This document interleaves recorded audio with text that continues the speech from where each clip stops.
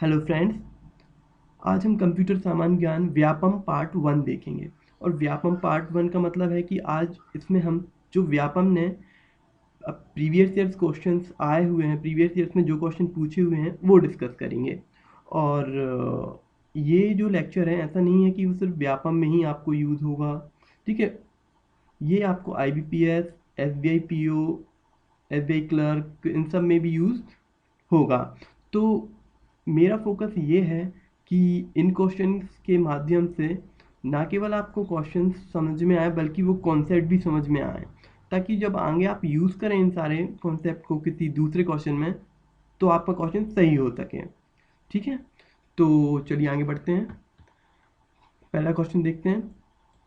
To protect computer from virus we should install. Virus से computer की रक्षा करने के लिए हमें स्थापित करना चाहिए A backward wizard, C disk cleaner, B disk cleaner, C antivirus, D disk defragmenter। तो देखिए, बैकअप में बैक विजार्ड तो है नहीं है, और डिस्क क्लीन अप और एंटीवायरस और डिस्क डीफ्रैगमेंटर से देखते हैं। तो सबसे पहले हम ये देख लेते हैं डिस्क क्लीन अप है क्या।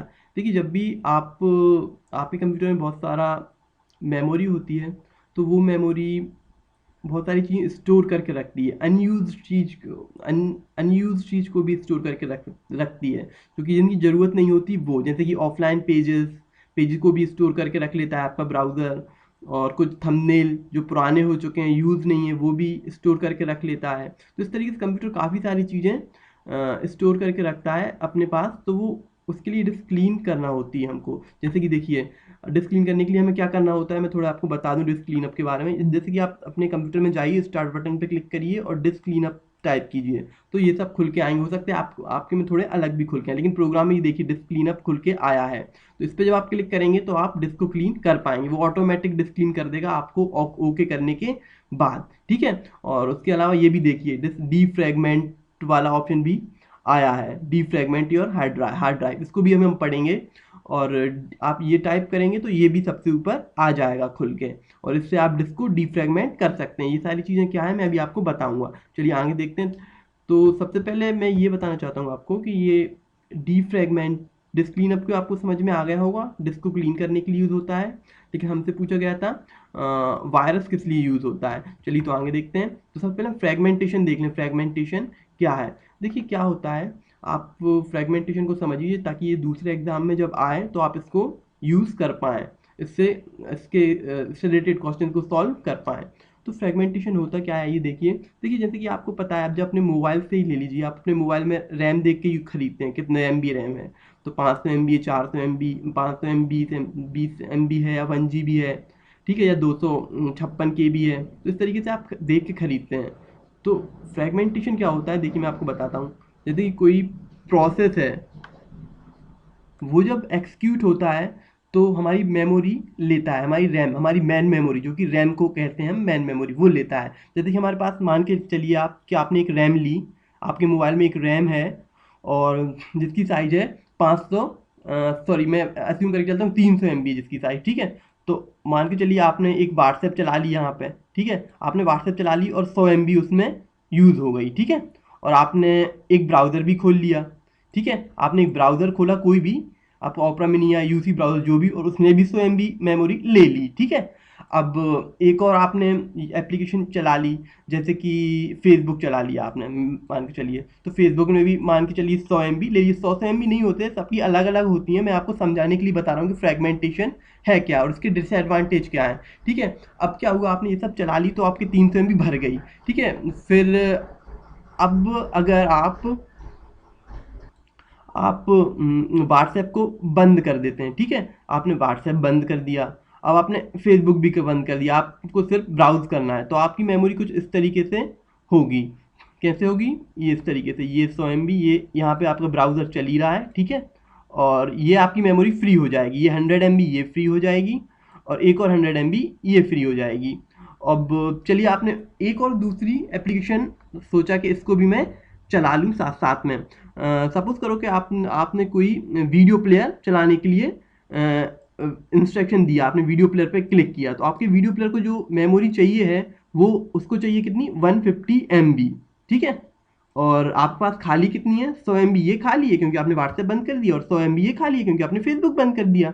तो और इसके लिए 150 चाहिए, तो क्या ये चल पाएगी हमारी एप्लीकेशन इसमें, बताइए। 100 200 MB और ये 150 MB, तो चल पाएगी क्या? तो चल जाना चाहिए अपन को तो ऐसे ही, क्योंकि 100 ये खाली है, 100 ये खाली है, लेकिन ये नहीं चलेगी। क्यों? क्योंकि इसके लिए जो एप्लीकेशन जो 150 MB चाहिए जो चलने के लिए इस वीडियो प्लेयर को, तो वो एक खट्टी होना चाहिए, एक जगह पे होना चाहिए, कंटिग्यूअस होना चाहिए वो मेमोरी। तो ये मेमोरी नहीं चल पाई, इसलिए ये वीडियो नहीं चल पाएगी। तो यही कहलाती है हमारी, ये जो हमारी मेमोरी है फ्रेगमेंट मेमोरी है, ये जो मैं आपको समझा रहा हूँ ये फ्रेगमेंट मेमोरी है हमारी, ठीक है। तो इस फ्रेगमेंटेशन को ही, जिसकी वजह से हमारे पास मेमोरी है 200 MB लेकिन हम चला नहीं पा रहे क्योंकि फ्रेगमेंटेशन की प्रॉब्लम है, ठीक है। तो समझ में आया ना फ्रेगमेंटेशन क्या होता है। आज के बाद जो भी क्वेश्चन आएंगे एग्जाम में फ्रेगमेंटेशन से रिलेटेड वो आप कर पाएंगे या आपको अच्छे से समझ में आएगा। चलिए आगे बढ़ते हैं। तो इसको सॉल्व करने के लिए हम डीफ्रेगमेंट करते हैं, ठीक है। तो डीफ्रेगमेंट का मतलब ये था कि जो हमारी 100 मेमोरी 100 MB यहाँ पे थी और 100 MB यहाँ पे फ्री थी और ये ब्राउजर हमारा यहाँ पे चल रहा था, तो हम क्या करते हैं डीफ्रेगमेंटेशन के लिए कि हमारे ब्राउजर को ऊपर कर देते हैं और यहाँ पे 100 MB ये दो खाली हो जाती हैं, ये 100 MB ये वाली और 100 MB ये वाली। अब कोई भी हम एप्लीकेशन चलाएंगे वो 150 MB वाली वो चल जाएगी, ठीक है। तो ये वाला होता है डीफ्रेगमेंटेशन, ठीक है। तो आंसर डीफ्रेगमेंटेशन भी नहीं होगा, डिस्क्लीन अप भी नहीं होगा, क्योंकि हम डीफ्रेगमेंटेशन भी समझ चुके हैं, डिस्क्लीन अप क्या होता है वो भी समझ चुके हैं। और to protect a computer from virus हमें एंटीवायरस चाहिए होता है, ठीक है। ये बहुत आसान क्वेश्चन था, सबको पता है वायरस से प्रोटेक्ट करने के लिए हमें एंटीवायरस चाहिए होता है, लेकिन जरूरी था आपको डिस्क फ्रेगमेंटेशन के बारे में समझाऊं ताकि आगे कोई भी क्वेश्चन में आपको ये सब चीज़ें ईजी लगें। चलिए आगे बढ़ते हैं। Which of the following can not be the part of an email address, जिनमें से जो एक ईमेल पते का हिस्सा नहीं हो सकता वो क्या है? तो देखिए क्या है option A_B sign C.D space. देखिए ईमेल के लिए हम सबसे पहले क्या होता है, यूजर नेम होता है हमारा, ठीक है। और क्या होता है, मान लो हमें कभी कभी यूजर नेम हम जो डालते हैं वो मिलता नहीं है, वो ऑलरेडी ऑक्यूपाइड हो चुका होता है। तो फिर हम क्या करते हैं कि अंडरस्कोर भी यूज कर लेते हैं अपनी सुविधा के अनुसार। हम वर्ड नंबर्स भी यूज करते हैं कभी कभी, डिजिट्स, तो हम अंडरस्कोर यूज करते हैं और वो हमें अलाउ करता है यूज करने के लिए। और फिर उसके बाद हम अपना दूसरा नेम लिखते हैं, ठीक है, ताकि हम हमारा दूसरा नेम इस तरीके से यूजर नेम बनाने के लिए। और फिर हम @ भी यूज करते हैं, ये @ जिसे हम बोलते हैं, इसने यहाँ पे साइन बोला है इसको, ये @ है, ठीक है। और साइन भी है, मतलब है तो वो साइन, तो ये भी है। और उसके अलावा फिर इस तरीके से gmail.com, अगर हम जीमेल या गूगल पे अपनी अकाउंट बना रहे हैं तो gmail.com का हमें डोमेन नेम मिलता है। डोमेन नेम क्या होता है वो मैं पहले आपको डिस्कस कर चुका हूँ मेरे MPPSC के कंप्यूटर के लेक्चर्स में। तो ये डॉट भी होता है और अंडरस्कोर भी हो सकता है, साइन भी, स्पेस नहीं हो सकता। अगर हम यहाँ पे कहीं बीच में स्पेस देंगे ना तो वो हमें कंप्यूटर मना करेगा, इसलिए इसका सही आंसर होगा D स्पेस। चलिए आगे देखते हैं। A communication pathway that transfer data from one point to another is called. ठीक, इसमें हमें क्या कम्युनिकेशन पाथवे का पूछा है, उसको क्या बोलेंगे? तो देखिए इसमें एक है लिंक, नोड, मीडियम, टोपोलॉजी। तो देखिए आपको बता दूं कि आपको ये पता होना चाहिए नोड क्या है, मीडियम क्या है और टोपोलॉजी क्या है। तो सबसे पहले मीडियम का देख लीजिए। तो मीडियम का मतलब होता है हम किस मीडियम, किस तरीके से अपनी वो डेटा को एक कंप्यूटर से दूसरे कंप्यूटर में सेंड कर रहे हैं। जैसे कि अगर हमें अपने मोबाइल से डेटा कंप्यूटर में भेजना हो तो हम अपनी यूएसबी केबल को भी लगा के भेज सकते हैं, तो वो एक मीडियम है कि हम यूएसबी केबल का यूज़ करके भेज रहे हैं उनको। और तो वो वायर के थ्रू हम भेज रहे हैं, केबल के थ्रू, तो वो एक मीडियम। हम ब्लूटूथ के थ्रू भी भेज सकते हैं, तो वो ब्लूटूथ वाला अलग मीडियम है। तो मीडियम ये कहलाता है communication pathway that transfer data from one point to another. ये मीडियम है, ये पाथवे नहीं है, ठीक है। तो ये वाला ऑप्शन तो होगा नहीं क्योंकि मीडियम है, पाथवे अलग होता है और मीडियम अलग होता है। तो ठीक है, अब हम देख लेते हैं कि नोड क्या है। तो नोड आपको बताऊं, जैसे कि ये एक कंप्यूटर है, ठीक है, ये एक कंप्यूटर है और ये एक कंप्यूटर है।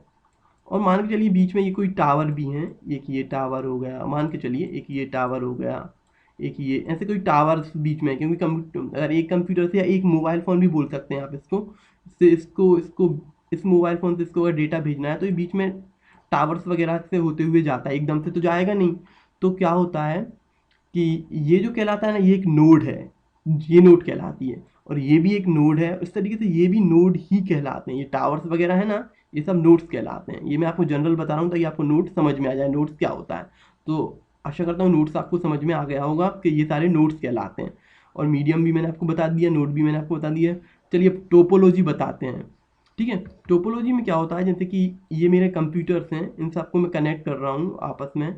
ये कनेक्ट कर दिया, ये एक कंप्यूटर, इसको मैंने कनेक्ट कर दिया एक ही केबल एक तो ये लैन टाइप का मैंने बना दिया। ठीक है, तो ये एक टोपोलॉजी है। इस तरीके से कंप्यूटर कनेक्ट करने के तरीके को हम, कंप्यूटर नेटवर्क के एक तरीके को हम ये बोलते हैं टोपोलॉजी फॉर्म करते हैं उससे।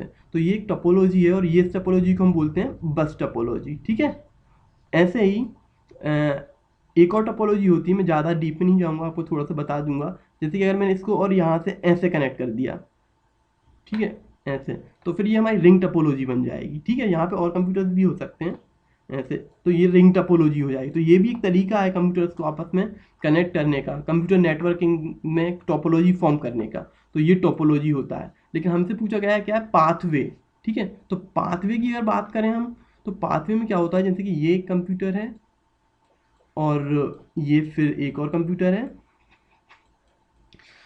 और ये बीच में टावर्स हैं। तो पाथवे क्या होता है कि कंप्यूटर डायरेक्ट इसको तो इससे भेजेगा नहीं, ये वाला कंप्यूटर इसको।